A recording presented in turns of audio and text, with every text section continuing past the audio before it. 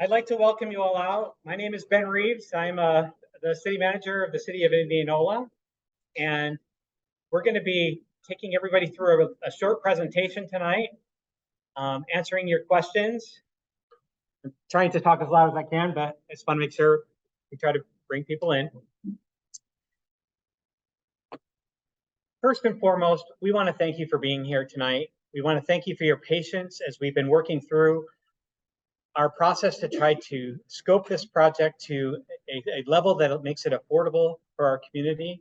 We recognize that it's an impact. We recognize that you've been dealing with issues for a long time, dust and other speeding and other issues out there. And we are working our very best to try to make this a very good solution for the community at large and for you, those who are most affected by this project. But we do want to thank you this evening. Because we are recording this isn't a live stream, but we are recording this. We plan to put it onto our website or YouTube. It's going to make it really difficult for a question and answer. So we've gone through and tried to update the presentation that was given before with the most up-to-date information. We've tried to take all of the email questions and questions that you provided last meeting and tried to have a slide for those to answer those questions. And then we're going to end it there and have Q&A either through individual conversations with all of our representatives here. We have engineering professionals, we have city staff on board. Or you can write down your questions on the comment cards in the back. Or we'll have email addresses that you can send those in so we can get more information out to you. This is starting a public process for which we want to engage with our community. We want your input. There will be public hearings. There will be public votes on this. And we want to keep you informed every step of the way. So thank you for making the time to come out, especially as school is starting. We know it's impactful and hard for you to fit this into your schedule.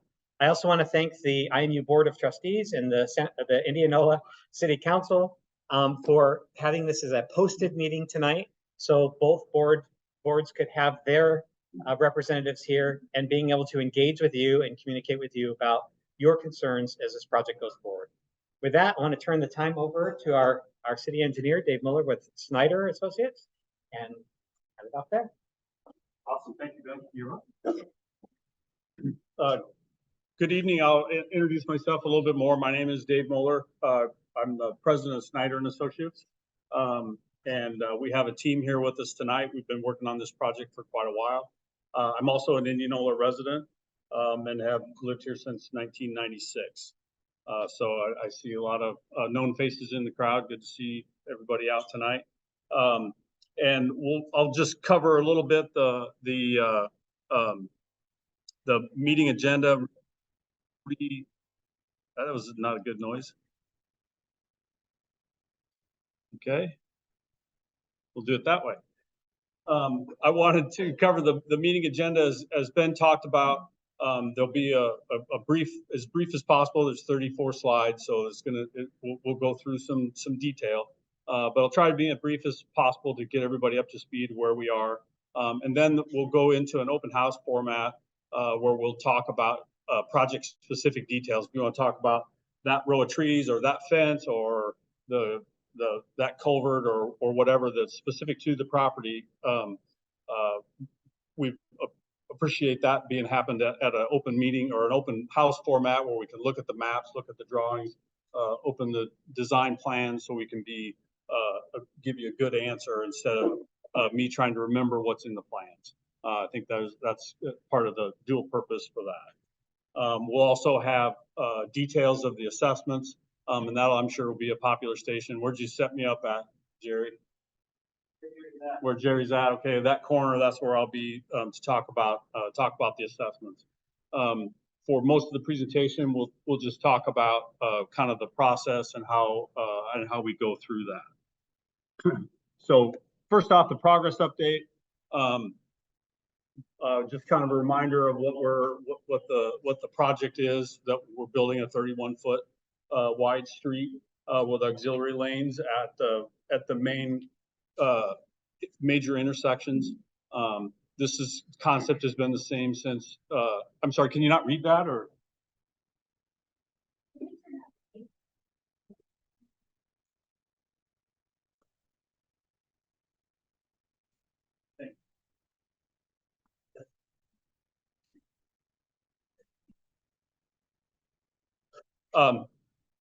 This has been the consistent concept since 2018.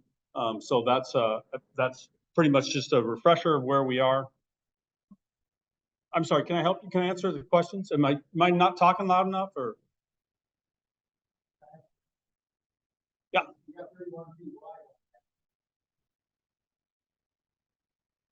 So about 90% of the project will have curb and gutter. There is a portion of the project that will have a shoulder where we're very close to a creek, basically, where we have to manage our impact to that creek and the property beyond.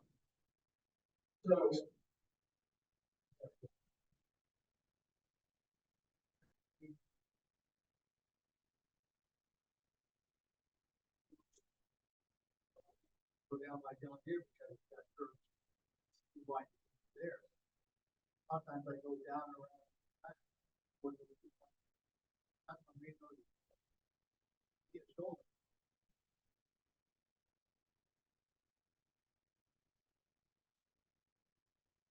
We definitely appreciate your questions, but unfortunately, nobody will be able to hear them because of the format and the recording.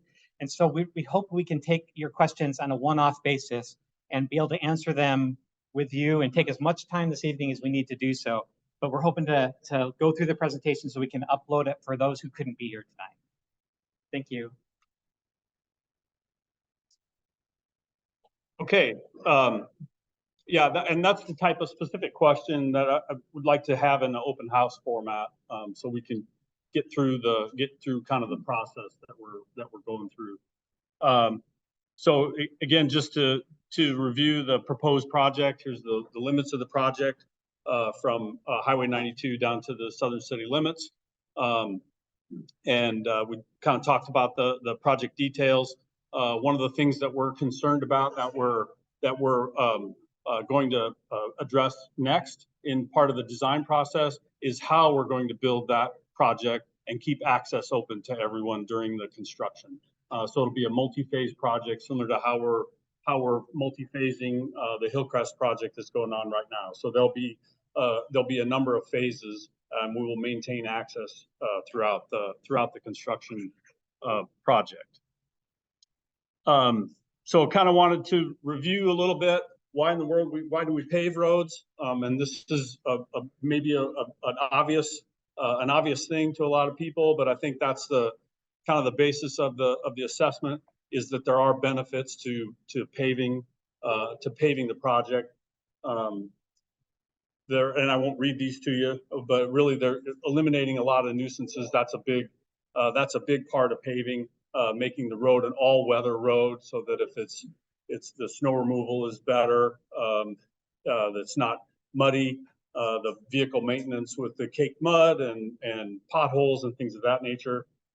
That's a big purpose for big benefit of a paved roadway. Similarly, traffic operations. Typically, we find if a gravel road takes 1,000 cars a day, it doesn't hold up very well as you're and we're starting to approach that. I think the last counts were 850 or 900 cars a day, and that's why it's a maintenance problem. So you really need to address that in a permanent way. So that's another set of benefits is the traffic operations. Similarly, the drainage improvements. So we can control the runoff, stop erosion, things of that nature. Have a urban environment, eliminating some of the ditches where we can. Also, there's an aesthetic value and a property value. Development potential is increased with a paved roadway, and those are kind of a summary of why we pave roads in the first place. And I thought that was a good place to start and to review. Here's the project schedule that we've been working on. Following the same schedule throughout the project. This was updated the first of the year. We've been kind of on track with this schedule. There's a big version of it posted in the back that you can study. I recognize that these words are pretty small. The schedule includes both assessment things as well as building a public project thing. So they're kind of meshed together. It's a fairly integrated schedule. So I prepared another slide that kind of highlights some of the key points that are in that more complex schedule. The public information meeting, that's tonight, and going forward in the next month and a half, we'll have individual property owner meetings with every property owner on the project, where we'll talk about right away, as well as assessments, as well as some access issues, so we can understand the details of access needs during construction, things of that nature. So we'll be setting those up. Then we'll start the right-of-way acquisition process as well. We have our right-of-way agent is here tonight, and we'll need some easements on certain parts of the project, very specific properties. So we'll start that process after tonight as well. And then the next kind of big event is the resolution of necessity at the city council meeting that's scheduled now for September 18th. The resolution of necessity basically sets forth the preliminary assessments and the purpose and need for the project. That is a resolution by council. It's different than a normal project because it's an assessment project, so it's a resolution of necessity. It has different requirements, and that is that the other thing that will happen at that meeting is that we will set forth a specific public hearing on the assessments alone, and that public hearing then is October 16th, and then at that point we'll adopt the preliminary assessments at that point. The environmental permit has to do with the creek that's in proximity of the project. That we can't go to letting until we get that permit. So that's why that's on there. That's an important thing because we're proposing to let the project in November. If that permit isn't granted in October, we may have to slide that letting till December. So there's a little bit of flexibility at that point. We don't anticipate construction to start until next spring. And again, because of the phases and trying to keep access to everyone, we're anticipating a 2-year construction window for the work.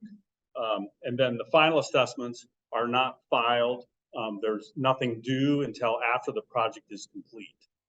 So that'll be at the end of the year in 2025. And again, we'll talk a little bit more about the assessments, but nothing is due until after the project is complete. And that's how the process is set up.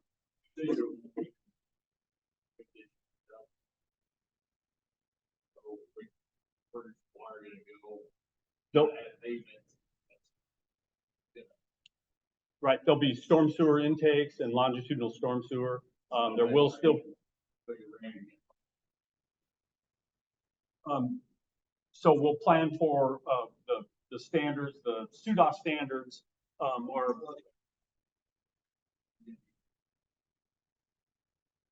so we're going to follow the drainage standards that we have to follow. The intakes and storm sewer will serve the 10-year storm, and most of that is to get the water off the road so we can safely travel on the road. We don't anticipate increase of much in drainage, the total volume of runoff, but there will be some changes, to how that system works. But we'll certainly be following the standards that we're held to, and again, we can talk about that in some more detail, and you can look at where the drainage outlets are on the roll plot after the presentation. Okay, so the special assessments are on everyone's mind, so we'll just jump right into that. Assessments, the authority to assess is given to cities by state code, and again, there's a lot of requirements that you need to meet, and we're we're meeting all of the requirements. And it's a multi-step process. So I'll just kind of go through in summary, and then we'll go back and we'll cover some more of this stuff in detail. This is right out of the last presentation that we gave on assessments. So the first thing is determine what project improvements you're going to assess. What are you going to assess for? And then determine which properties should be assessed. That's the district boundary that we talked about. Then figure out how to spread the benefits or the benefit units across the entire district. Then you determine the benefit unit cost. So you calculate all these benefit units, divide by the assessed cost, and you come up with a unit cost. And then you calculate the trial assessments. And that's only steps 5. So there's more steps from there. Once you calculate that trial assessment, then you have to look at each and every parcel and consider special considerations for each of those parcels. The first one is the conditional deficiency, and the conditional deficiency is, again, by code, no property can be assessed more than 25% of its council valuation. So that is, kind of a threshold that no property can be assessed for greater than 25%. I didn't make that up. It's right in the code. Also, we look at special considerations for drainage and floodplain issues. If the property is in a floodplain, then there's a reduced benefit of the paving project for that property. We'll also look at corner lots where the properties on the corner are typically reduced in assessment. We'll also look at areas that are undevelopable or difficult to develop, and reduce that by that portion of the benefit of the project. So that goes through each and every property gets looked at, and then again on step 7 is sure. Correct. So the council valuation is not the value that the county assessor develops. It is a value of the property after the project, when the property is in its highest and best use. Is there a methodology for how that's valued? Yes. I don't know that it's a formula. They look at comparables. It's basically an appraisal process, and the city chose to put a council valuation committee together who's looked at all the properties, similar ones, and have created a council valuation. There isn't. I've kind of looked at it. There isn't a formula like plus 5% or plus 15%. They're different, and those will be submitted to the council for consideration as part of that resolution and assessment. Is that in the preliminary assessment? Yep, you'll see that. You'll see that in the preliminary assessment. We plan on showing all of our work. Okay, so step 7, I talked about the individual property owner meetings before. And so those are things where we talk about the possible deferment. If the property is agricultural, the code allows that assessment to be deferred until such time as that is not used agriculturally. There's also a possible for a petition waiver, and the petition waiver process is a means by which a property can not have a lien on it when it's done. We see that a lot of times with development properties where they want to pay the assessment up front so that there's not a lien on the property, so that they can sell individual lots. That's kind of also the purpose of the assessments in the first place, is if there is a property that wants the paving to happen sooner, they can petition the city to do so. That is an alternative that's out there. Also, there's the possibility for a development agreement. We anticipate, similar to the Iowa Avenue project, that we have a number of large lot, single-family dwellings. And the city is offering the opportunity to enter into a development agreement where the assessment that's paid now would be kind of one lot's worth, and the assessment for the rest of the property would be deferred until such time it was further developed. Or if it was never further developed, it would just be deferred indefinitely. So that is a tool that we've used on past projects here in Indianola.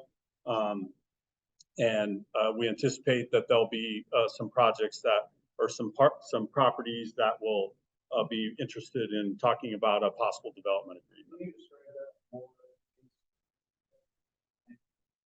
Okay, so basically, like on the last project that we did on Iowa Avenue, there was a 4-acre parcel with one home on it.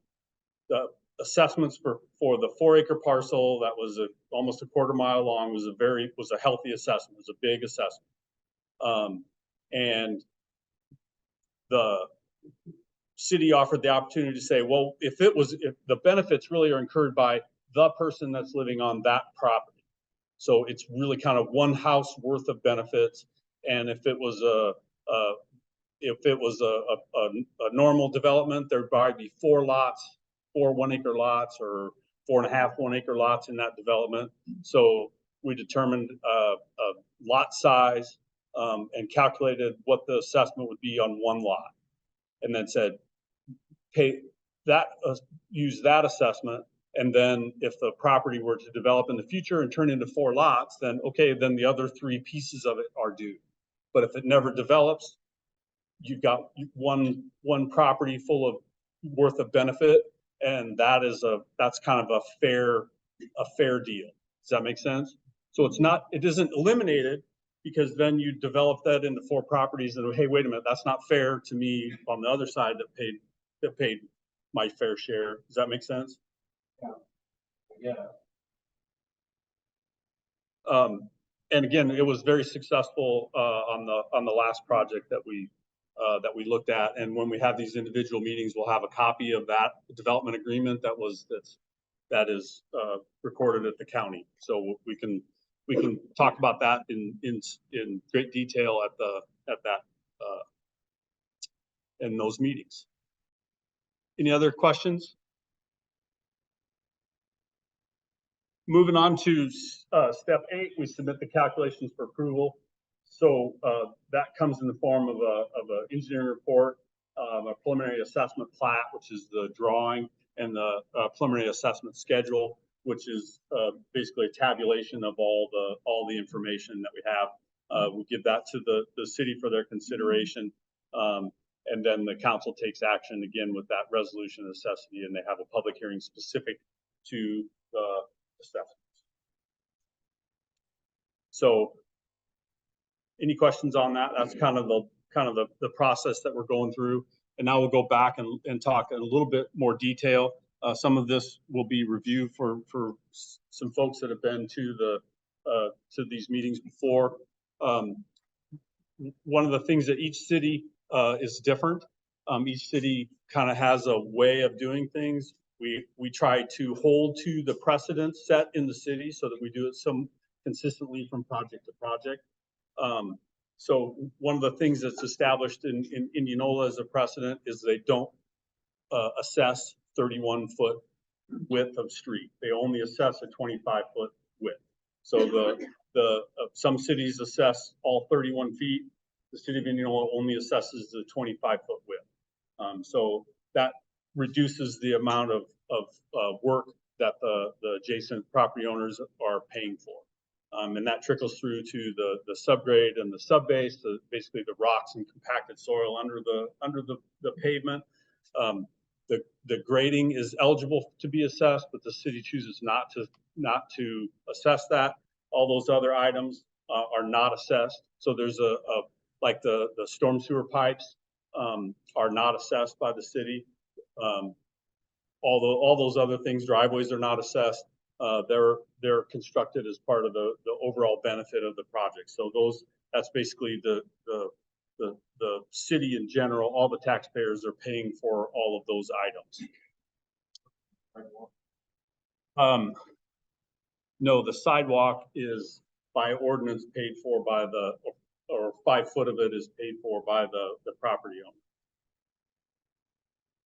The width of the additional width of the trail is paid for by the city, but the 5 foot width in front of the property is assessed as a separate division. So there's a number of other things. The grass seeding is not assessed. Landscaping is not assessed. Lighting, attorney's fees, engineering fees, none of those are assessed as part of the project. So it's really kind of a trimmed down version of the project that is just the paving component that is paid for. I wanted to share the cost opinion for the whole project, and I don't expect you to read this, but these are all the items that are included in the project, and they include all the earthwork, the grading, the drainage, the removals, all that stuff. It's a 3-pager, and so there's a lot of things going on the project. We just wanted to share that. We can get copies of that. The cost opinion that we have right now is basically 7.2 million is the cost of the total project. And that's a cost opinion. We won't know what the price of the project is until November, when we have the letting. But that's the whole entire project. So but the project is also distributed into 2 divisions because we have 2 methodologies to spread the benefits of the project and the assessments. The first division is the paving and the curb and gutter, and the compaction and what it takes to build the road, and that is basically distributed by the Flint formula and the size of the project, and we'll get into that a little bit later. And the total district includes 22,622.39 benefit units. And that's just basically a calculation that we'll go through in a little bit. And that is how that cost is distributed, is based on the benefit units. It's not the linear foot. It's not the total number of property owners. It is by the benefit units on each individual property. Division 2 is the sidewalk that we talked about. The project includes a 10-foot wide trail, but only the 5 foot of that is assessed and distributed by area to each of the property owners where the sidewalk is being built. So the cost opinion for just the assessable cost, that includes the sidewalk, Division 2, as well as the paving, the 25-foot wide paving, thinner paving, 7 inches, 25 foot wide, and the compaction that goes with that is 1.808, 588. And that's about 25% of the total construction cost. So that's just the cost that is being assessed. So we'll talk a little bit about the assessment district. This is the same picture that we've shown before, kind of again by precedent, by practice. The assessment districts are typically 300 feet on either side of the right-of-way, or half the distance to the next parallel street, whichever is less. And so we have a parallel street, so that the assessment kind of goes out and around only halfway to the cul-de-sac. So we've accounted for that parallel street as the district has changed a little bit. And that is again, that's basically the same exhibit that we talked about, and we'll have copies of those available. So I want to talk a little bit more about the spread of the benefit. The Flint formula gets poked at a lot. It really is tried and true. It's adjudicated as a relatively fair way to assign benefits of the paving project, because the benefit of the project decreases as the distance away from the project decreases. And I included a picture of a car going down a dusty roadway, and you can kind of see how the dust cloud dissipates over some distance. So again, the elimination of fugitive dust is a huge benefit of the project, and that kind of helps understand that the distance away from the project and the size of the project all are considered when assigning a benefit unit. So the actual math goes to a decrease by 50% for every 50 feet away from the street that you are. So I made a little bar chart. So you basically get 1 benefit point for that first 50 foot, 0.5 benefit points for the next 50 foot, then a quarter, eighth, 16th, all the way out to the 300 foot. And that is kind of the limit of it, because again, that reduction of half as you go further away, it starts to become de minimis when you're that far away. So if your property is more than 300 feet deep, for every foot you get 1.9 benefit units for every foot of property that you have, and that's how that's calculated. So if you don't have frontage and you're 100 feet behind the right of way, then your first benefit is only 0.25%. So that's kind of how that calculation works. So that creates this spread of benefits, and again, the total is about 22,000 benefit units on the whole project. So then you're not done yet. That's just your first Flint formula calculation. That's the first part. Then the second part is we start talking about these unique factors that I mentioned before, the conditional deficiency, which we talked about, which caps the assessment to 25% of that value. Then there are also the unique features that we talked about, and this one has several of them. It has corner lots on it.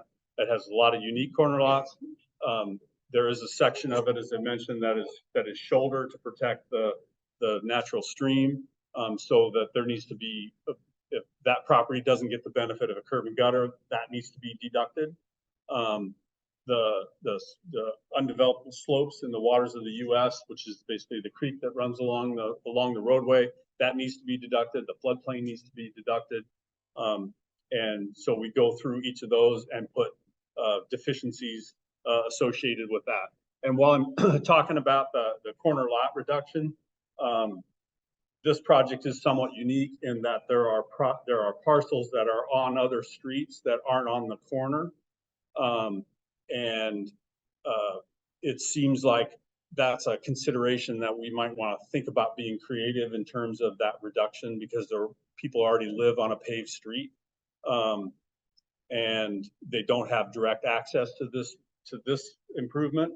The city has never done that before. They've only deducted the corner lot. And again, we're trying to be consistent with the way the other projects have been, the precedent that's been set in the city.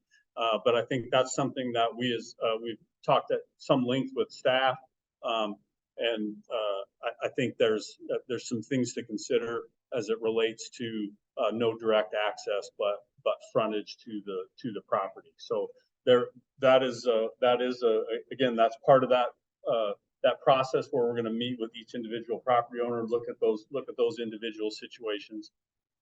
So we do have some work to do yet. That's why we're calling this the trial assessment. And I know a lot of people use the word preliminary. When it comes to assessments, preliminary is the magic word. That means it's official. So that's why we're using the word trial, because these are not the official assessments. But we're very confident that the assessments are not going to go up from here. That this is probably the maximum amount that it's going to be. We still have some things that we might want to reduce. And then once you establish the preliminary assessment, even if the bids come in horribly, you will not pay any more than what's in the preliminary assessment. It's capped at that point. But the good news is, if the bids come in better than anticipated, then you get the reduction of that. So the unit cost that comes in as the bid, if we're getting pavement for cheaper than we anticipated in our cost opinion, that savings is passed right on to those that are being assessed. So it's kind of it's a cap, but you can go lower. So that's good news. So the other thing to consider is also how it's paid. And I talked a little bit about the land use. Agricultural land can be deferred until such time as the use is not deferred. And I've talked about the development agreements ready. Do you have a follow-up on that? Did I explain that in detail? And again, if you're in that situation, we'll talk about that at the tables. So here's the trial assessment schedule. I don't expect you to read that. I can't even read it when I'm this close. We did bring copies of that, so you get that. You get that, and you can find your property on that assessment. And so it's a two-page deal. And it's very, like I said, a very complex process. I did want to go through to summarize some of the key totals. We talked about the total assessable costs being 1.8 million. The benefit points there that we talked about were 22,000. The sidewalk, that's the assessed sidewalk. We're actually building more sidewalk than that. But we're not assessing for the sidewalk that's in the right of way or on the side streets, and the handicap ramps. Those are not being assessed, so those are backed off. And that's the total square yardage of the 5-foot sidewalk that's being assessed.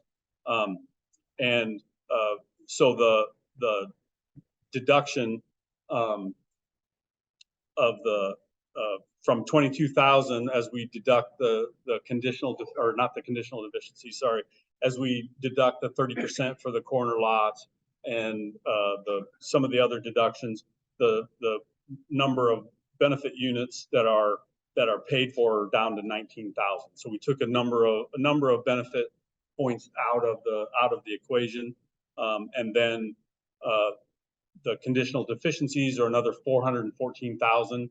That's money that's not being assessed. That's money that's being paid for by the city or by the project. And then the total assessed amount for this trial, the total is down to 1.14 million.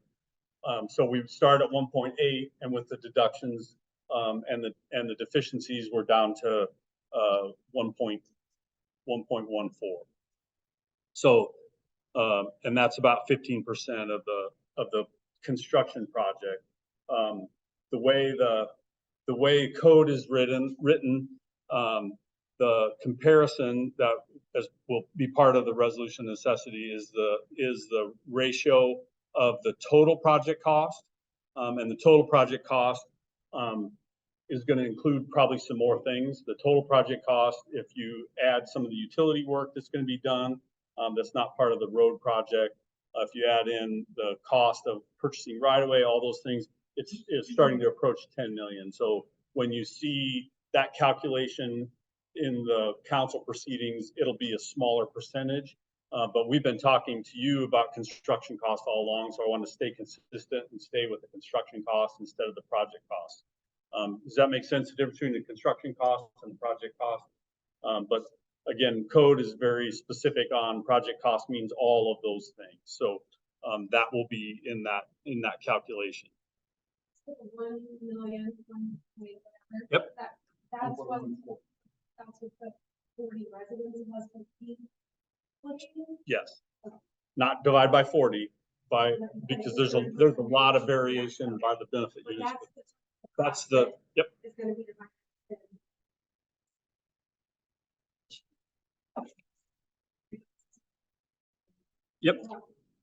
Yep. So we talked about the property owner meetings that we'll set up to follow this up. And then I did prepare some frequently asked questions, and I do want to go through these. I won't read them to you, but the first one was when the assessments are due, and again, that's after the project. So that'll be 2025. and it's unless the assessment is $500 or less. If the assessment is $500 less, it's paid, it's due in full. But if it's more than $500, you can spread it over 10 years, and that is on your taxes. So it's a 10-year spread of the assessable costs. So when you get your sheets, you're going to see there's the city owns property on the project. So the first question you're going to have is, well, wait a minute, why is the city's assessment is shown as 100% deficiency, and the assessment is 0? And the reason is that the city has to pay for all the deficiencies. And so when you look at the assessed cost percentage, that's money that is outside of the city money. That's your money that it needs to be accurately counted. So it shows up as a deficiency, but the city pays for it all. That's just kind of how the table works. And that's part of that $404,000 is some of the city property that's assessed, and it's assessed full benefit unit, all the city property there on the south end of the project. So are there government grants available? Yes. This project is eligible for some STP funds. STP funds, the Surface Transportation Program, is federal money. Those projects cost more to do than the local project. And at one point, there were the federal money was spread out to 2 or 3 different projects. And if you have $100 of federal money, you have to do 100% of all the extra requirements. So it was determined to try and focus the STP money and do the extra work and the extra paperwork and involvement with Iowa DOT on one project instead of spreading that money across the city on multiple projects. And that was a decision that was made a couple of years ago. We are pursuing USTEP funds from the DOT, and USTEP stands for Urban System Transportation something program.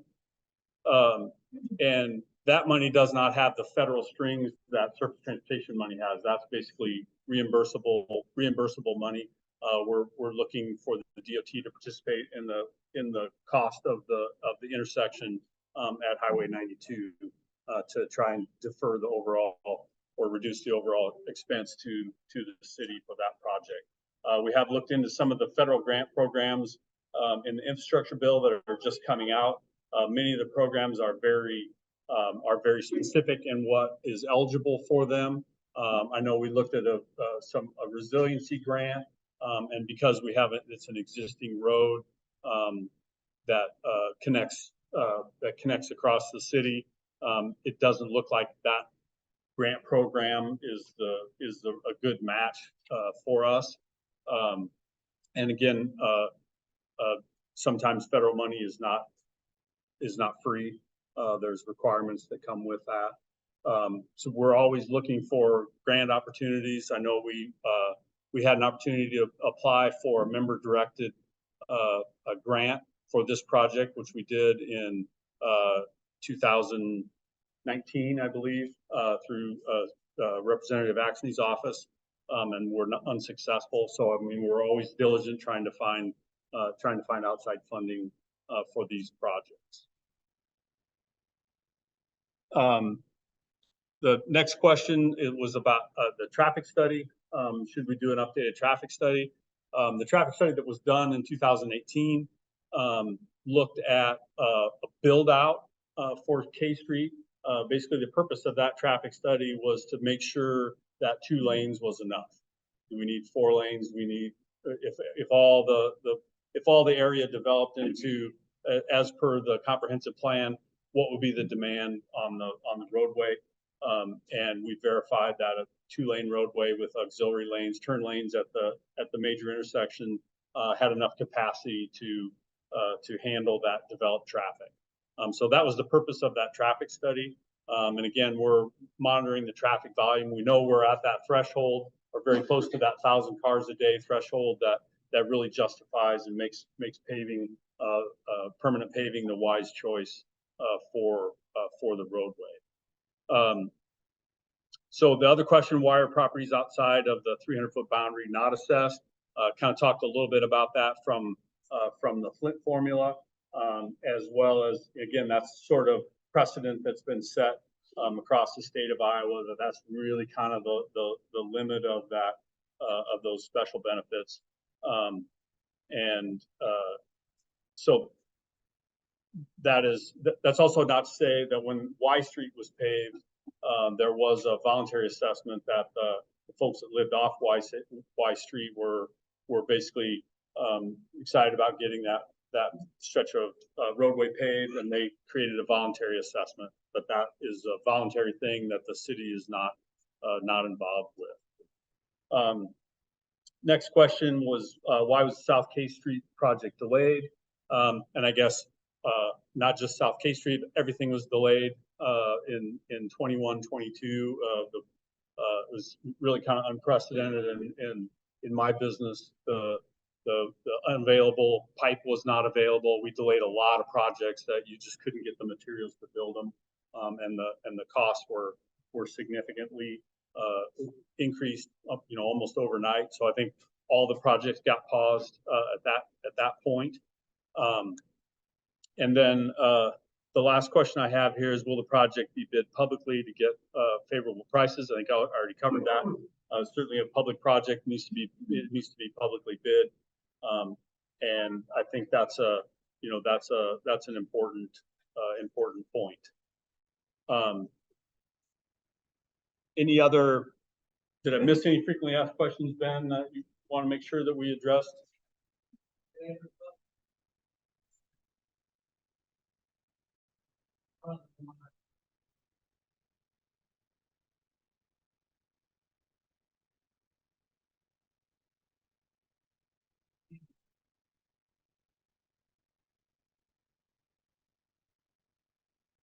I don't know the answer to that. So the question, because we can't take questions from the audience because they can't be heard by the public. The one that came from Councilman Richardson was, when do those assessments hit? Because 2025 is what is on the schedule, but will it hit in actually 2026? I believe it's 2026. I don't think it's 27, but I know property taxes are complicated how that works. But it won't be. It has to be filed within a certain time period from the completion of the project. But we again want to be respectful to those who are going to be watching this later. So we want to take your questions that you have, write them down, email them in so that we can give responses to everybody. I know a lot of people have been putting questions in. We've been responding to individual emails, but that's really not fair to the total group. And that's why we've collected your names so that when we get those questions, we can give the answer to everybody. Okay, my last slide is special assessments need to be equitable, proportional, reasonable, consistently done from one project to the next, and well documented. And we're really trying to our best to be very open. We're showing all of our work, and as we go along, so that policymakers can make good decisions, and we can help the community grow. So again, as a reminder, the open house format for the projects, we have a number of staff member here from Snyder Associates that have been working on the project. I wonder if you guys wouldn't introduce yourself.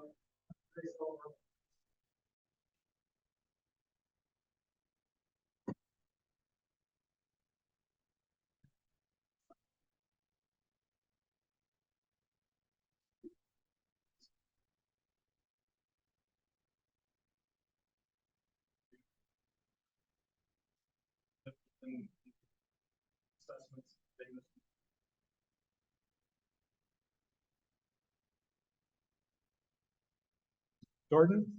Jordan, we're introducing our staff.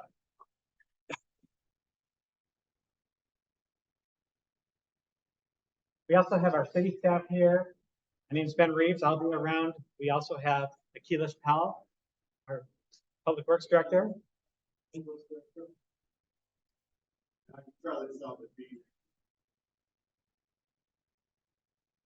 That's probably good. We also have elected leaders. We have some other city staff here as well. But we do want to answer all your questions. And I think your number one question is, what is the assessment? And those are the sheets that are over here. Jerry, do you want to talk about that? They're all the same front and back, there's color.